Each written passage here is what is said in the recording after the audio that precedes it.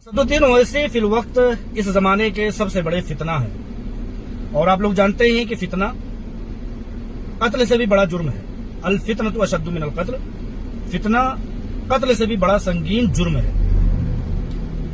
हर शख्स जर्रा बराबर भी थोड़ा सा भी दिमाग लगाएगा, अगर वो बालिदगी या समझदारी की उम्र को पहुंच चुका होगा तो हर शख्स समझ जाएगा कि उसे बताने की जरूरत नहीं पड़ेगी। और यही वजह है कि असदुद्दीन ओवैसी की जमात में, असदुद्दीन ओवैसी के सपोर्टरों में कोई भी बालिदगी को छूने वाला समझदार सेंसियर बंदा कोई भी नहीं है जो असदुद्दीन ओवैसी की हिमायत करता हो। थोड़ी सी भी अकल कोई लगाएगा तो इस फितनों को समझ जाएगा। अब आप ये समझ लीजिए कि ये फितना किस तरह से है।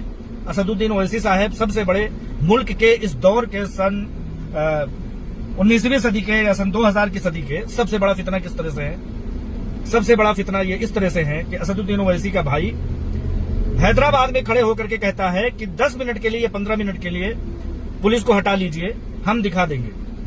वो शख्स जिसकी अपनी अतड़ियां अपनी जगह पे ना हो, जिसके अपने फेफड़े अपनी जगह पर ना हो, जिसको पाखाना करने के लिए भी बहुत सारे आलात का सहारा लेना पड़ता हो, वो शख्स कहता है कि 15 मिनट के लिए पुलिस हटा दो, हम देख लेंगे। तो ये फितना नहीं तो और क्या है। फितना ये है कि असदुद्दीन ओवैसी जब भी कोई तकरीर करते हैं तो सेंसलेस बातें करते हैं, बेबुनियाद बातें करते हैं, किसी भी तरह से दिमाग में आने वाली बातें नहीं करते। वो हालांकि वो पढ़े लिखे हैं, बैरिस्टर हैं, वो सेंसलेस बातें क्यों करते हैं? उनको इस बात के लिए रखा गया है, उनको फीडिंग की गई है, उनको खिलाया पिलाया गया है, उनको हायर किया गया है, उनको खरीदा गया है।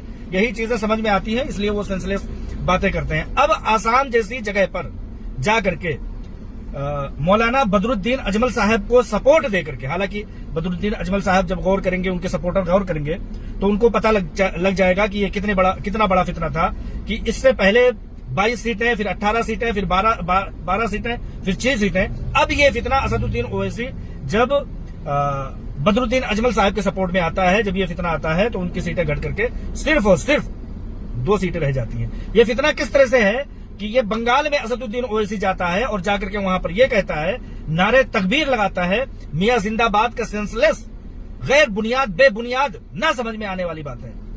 ये शख्स वहां जाकर के ऐसी बातें करता है तो ये फितना नहीं तो और क्या। ये फितनेबाज इतना बड़ा है कि मुल्क में भारतीय जनता पार्टी जैसी पार्टी वो मजहबी नारा लगाने से गुरेज करते हैं, मुतशद्दिद बातें करने से गुरेज करते हैं। वो लोग 40%, वो लोग 80% की तादाद पे रहने वाले हैं, फिर भी कभी भी धार्मिक बातें नहीं करते, कभी भी किसी को, आला अधिकारियों की बातें कर रहा हूं, छोटे मोटे लोगों की बातें छोड़ दें, वो ये नहीं कहते, खुले मंच पर ये नहीं कहते बीजेपी वाले कि हमें तुम्हारी